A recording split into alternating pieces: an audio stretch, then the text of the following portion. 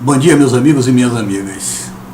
O Brasil é um país que está se desmilinguindo, está se acabando, do ponto de vista econômico, do ponto de vista moral, do ponto de vista da competência, do ponto de vista da produtividade. É um desastre, é uma hecatombe, um momento que nós estamos vivendo.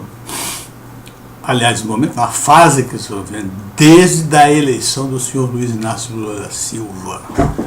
É um desastre. Muito bem. Eu gostaria de falar que existem 3 poderes no Brasil. O poder executivo, o poder legislativo e o poder judiciário. O poder executivo, principalmente após a posse do senhor Luiz Inácio Lula da Silva, até o presente momento, é um desastre só.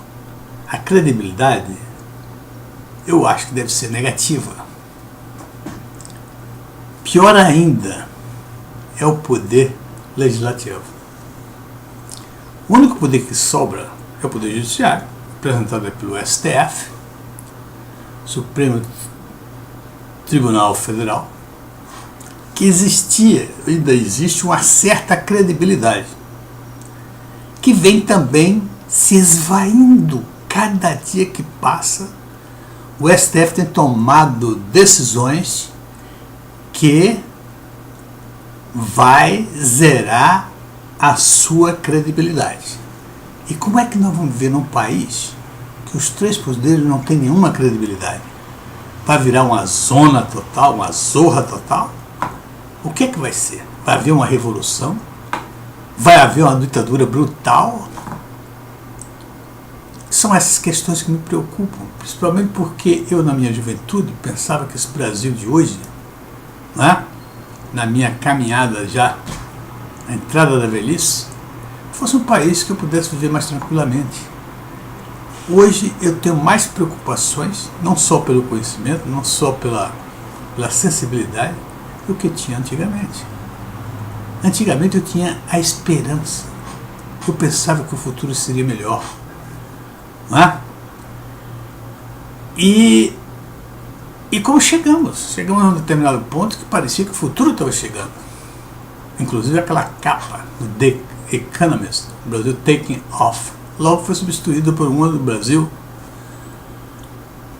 desacelerando, indo para o precipício. Meus amigos, que situação. Bom, eu acho que a situação, a credibilidade restante do STF, porque as pessoas não sabem exatamente o que está acontecendo. E nós devemos divulgar, fazer com que todo mundo conheça a realidade, para nós partirmos para soluções. Não adianta esconder o que está acontecendo. Olha só, eu pensava que o caos econômico brasileiro fosse provocado pelo Executivo através, não é, do Ministério da Fazenda, do Ministério do Planejamento, por falta de competência, por falta de coerência, por falta de capacidade, por falta de formação das pessoas. Eu, que sou economista, pensava isso. E, no entanto, agora descubro, a ficha caiu. E eu acho que a grande esmagadora maioria das pessoas também nunca perceberam isso. Um artigo do jornalista Merval Pereira no Globo me colocou toda a situação. Me colocou o desastre que está acontecendo no Brasil. A confusão. Ninguém sabe quem manda e quem não manda. É um desastre. Vamos ver aqui. Olha só. A decisão de Carmen Lúcia, presidente do STF, de conceder uma liminar suspendendo bloqueio pela União de 192 milhões dos cofres do Estado do Rio de Janeiro. Está se falando aqui dos incompreensíveis erros e a consequente perda de credibilidade do STF. O que significa isso aqui? Significa o seguinte: o Estado do Rio de Janeiro foi muito mal administrado.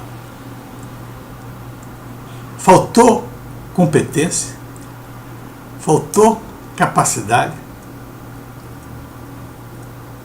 faltou estratégias e sobrou corrupção. Então o Estado entrou em calamidade financeira. E aí, o governo federal financiou o Estado, emprestou dinheiro ao Estado, e o Estado não, cada vez pior, a situação econômica cada vez pior. Então o governo quer receber o dinheiro. O Estado diz que não tem o que pagar. O que faz o governo? Bloqueia 192 milhões no cofre para garantir, nos cofres do Estado do Rio de Janeiro, para garantir o empréstimo que concedeu para o Rio. O que faz a presidenta do STF, Carmen Lúcia? Concede uma liminar suspendendo bloqueio pela União dos 192 milhões que estão nos cofres do Estado. Agora imagine só, isso é uma questão absolutamente econômica. Isso é uma questão de política fiscal, de política monetária. Tem a doutora Carmen Lúcia capacidade para isso? Pelo menos teoricamente tem capacidade para isso? Não tem. Como é que ela toma uma decisão desse tipo, desse tamanho, exatamente quando o país está procurando frear o desenvolvimento acelerado da dívida pública brasileira? Será que ela tem alguma consciência a respeito disso? Será que no parecer dela, aí eu gostaria de saber se existe considerações econômicas para que ela pudesse tomar uma decisão dessa? Eu tenho a impressão que não tem. Se eu estiver errado, que me digam. Mas eu tenho a impressão que não tem. Simplesmente essa tomada de decisão, e nós vamos ver todas as outras também são a mesma coisa, são baseados numa premissa falsa, vazia, incompetente, que é que o poder, que o Estado pode tudo. Isso nós sabemos que não é possível. O Estado não pode tudo. Quem faz o Estado são as receitas que eles tiram dos setores privados, das empresas estatais que trabalham. O Estado, absolutamente o Estado não produz. O Estado vive de receita do trabalho dos outros. Então o Estado não pode tudo. Uma consideração desse tipo tinha que ser vinda de onde? Do Ministério da Fazenda. Lógico. E se é o Ministério da Fazenda que está bloqueando, eu acho que nesse caso o Ministério da Fazenda seria aquele poder, aquela instituição que podia errar por último. Assim como o STF nas decisões legais é o poder que pode errar por último.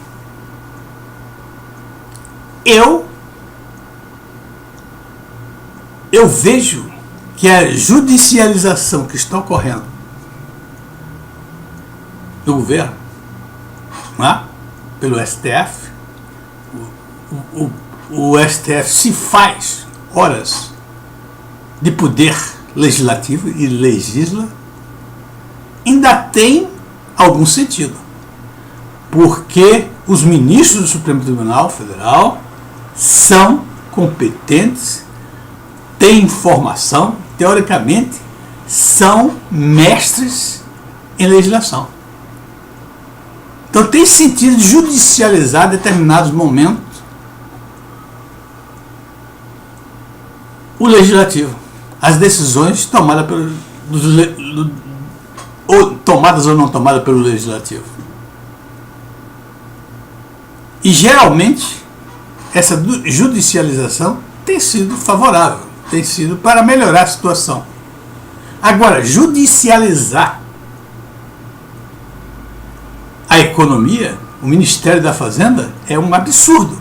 Porque não existe do Supremo Tribunal Federal ninguém que tenha capacidade econômica, de conhecimentos econômicos, para tomar decisões desse tipo.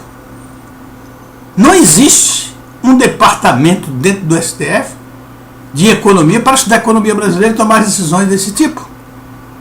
Isso não tem coerência nenhuma, não tem o que se pensar a respeito disso.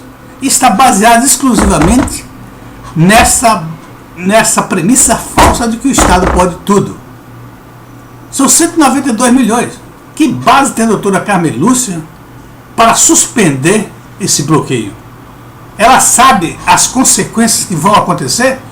Ela se responsabiliza com o STF pelas consequências desse desbloqueio? Isso é que precisa saber. Vamos lá. Novamente o Merval diz aqui: nos últimos anos, no entanto, o STF tem sido pródigo em liberar empréstimo para os estados. Eu não estou acreditando. O STF liberar empréstimos. Esta é a função do STF? Desautorizando pareceres do Ministério da Fazenda. Ou seja, os estados pedem empréstimo e o Ministério da Fazenda nega os empréstimos baseado na percepção de que os estados não têm condições de obter aquele empréstimo, por falta de capacidade, por falta de direção e etc. O Supremo Tribunal Federal desautoriza os pareceres do Ministério da Fazenda e autoriza o empréstimo. Ou seja, judicializa o Ministério da Fazenda, as ações do Ministério da Fazenda. Que poder, que capacidade, que conhecimento tem o STF sobre economia para que tome medidas dessa natureza? E, além disso, se o STF toma medidas dessa natureza, ele deveria ser o responsável pelas consequências do que está acontecendo. E eu nunca vi ninguém colocar. O ministro da Fazenda imediatamente saía com a nota, dizendo a consequência que poderia vir com a tomada de decisão do STF. Colocar o STF como responsável por essa bagunça que está ocorrendo. Olha só. E ele diz em seguida: não é à toa que os estados, com raras exceções, estão no vermelho.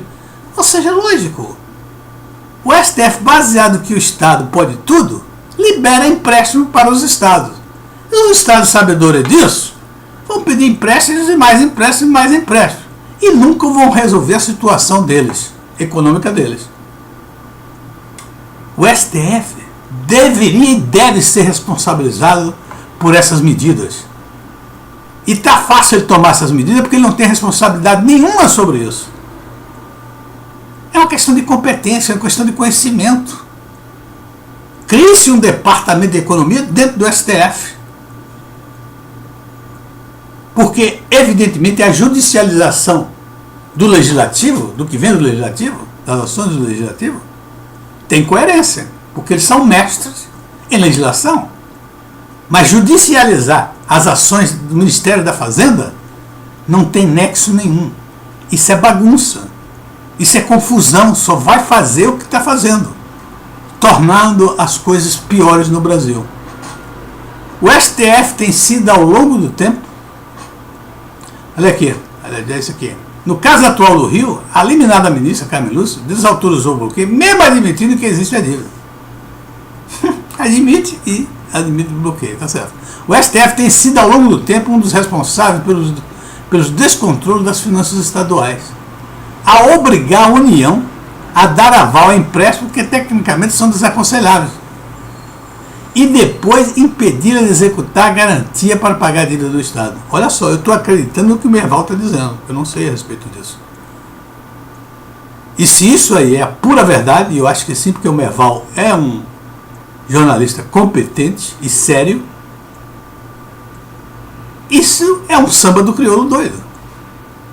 Isso é surrealismo. Como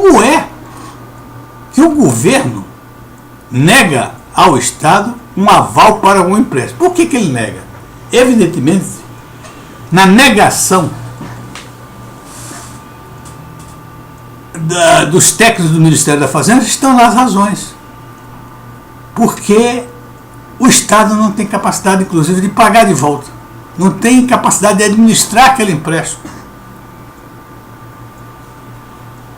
E aí, o Supremo vai lá e diz, não, empresta sim. O Supremo fica responsável por isso? Não, então por isso que ele pode fazer isso muito bem. E depois, agora veja só, para dar aval, usualmente, tanto na iniciativa privada como no público, geralmente o aval, por que alguém precisa de um aval? Porque não tem as condições econômicas necessárias para responder por aquele empréstimo. Então pede-se o aval de um terceiro.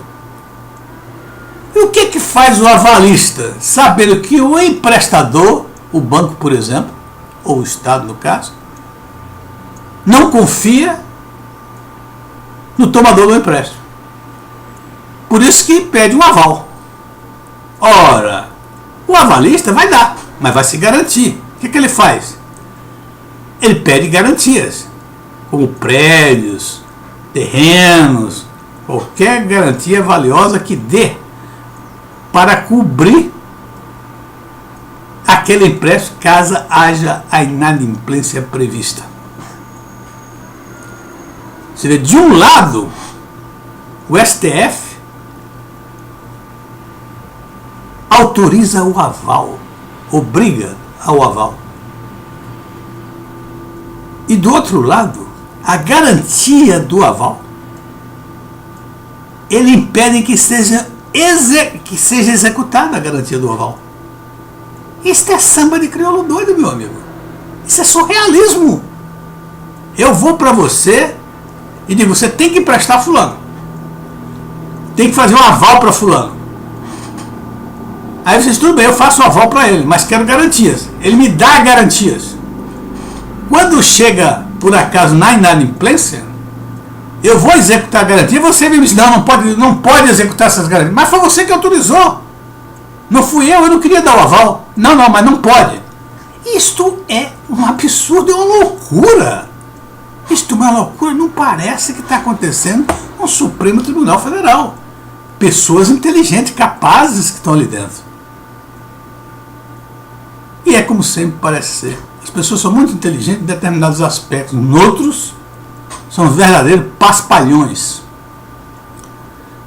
E por último, tem o problema de rasgar a Constituição. Estão rasgando a Constituição com uma tremenda facilidade. A primeira foi o desrespeito, o impeachment.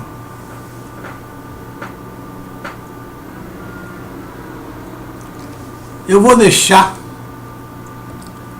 para falar em um outro vídeo sobre a Constituição. Então, por enquanto, esse vídeo está falando somente sobre os incompreensíveis erros e a consequente perda de credibilidade do STF em relação à área econômica. A judicialização da área econômica. A judicialização do Poder Legislativo, das ações do Poder Legislativo, tem certo sentido. Porque existe coerência. Por quê? Porque os ministros do STF são mestres, teoricamente, em legislação. Portanto, não fica muito. Tanto é que as soluções, às vezes, são melhores do que as que eram tomadas pelo Legislativo. Agora, na área econômica, essa confusão toda agora eu entendo. Tem uma participação grande do STF nisso, a obrigar o governo a dar aval, obrigar o governo a emprestar dinheiro, impedir que o governo faça bloqueio para ser ressarcido. Isso provoca uma confusão que não tem mais tamanho. E o nome disso, meus amigos, chama-se, né? O nome que eu estou falando, dessas ações todas aí. Primeiro, baseado na premissa de que o Estado pode tudo. E segundo, isto é populismo. É populismo. E o STF vai perder muito com esse populismo que está acontecendo. Principalmente aí a doutora Carmen Lúcia, ela entra com um populismo que não tem mais tamanho. Primeiro, convidar o Lula, que é um réu confesso, para a sua posse. Ela é ministra do Supremo Tribunal Federal. Convida um réu que estava acabando de ser interrogado lá em Brasília, no Tribunal de Brasília, e sai do interrogatório para a festa de posse da doutora Carmen Lúcia. Isso é um erro que não deveria nunca ter acontecido. Tá certo? Já começa por aí. Esse desbloqueio, ou o impedimento do bloqueio de 192 milhões de euros, é precisamente isso. Tá certo? É populismo. Será que a doutora Carmen Lúcia precisa de agradar as pessoas dessa maneira do Rio de Janeiro? Tem que se pensar mais adiante, tem que pensar no futuro do Brasil. Tá certo? Então eu acho que o STF está se nivelando por baixo aos outros poderes. E quando isso acontecer, meu amigo, eu acho que a situação vai ficar dificílima. Ok, muito obrigado e até a próxima.